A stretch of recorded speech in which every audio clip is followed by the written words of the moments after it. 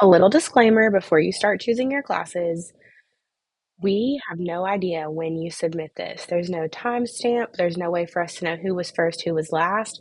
So there's no rush on this. Take your time. You can take a week. We don't care. Take as long as you need to select your classes and don't stress out about if somebody else submitted first, they're going to get the class that you wanted because that's simply not true. So let's move on to how we're going to do course selection for seventh grade. So when you log into your PowerSchool, you're going to click this chair with the pencil icon right here that says class registration.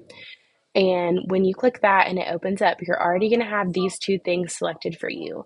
That's because these are required to take in seventh grade.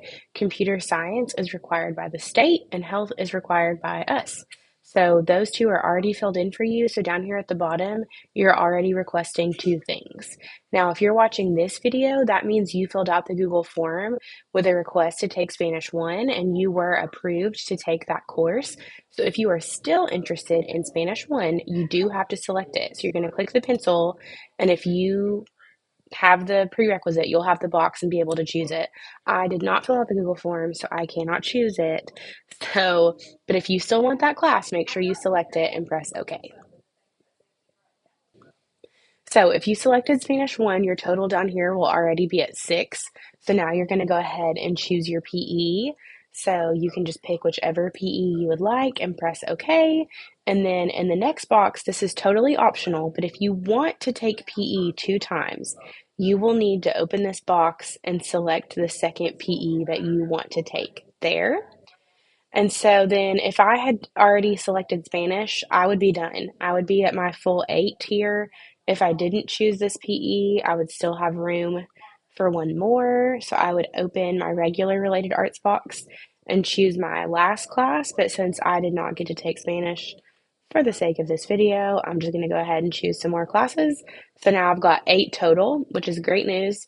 But I do need to pick my alternates. So alternate courses are what do you want in case too many students choose digital media news and there's not enough room in the class for all of you to take it?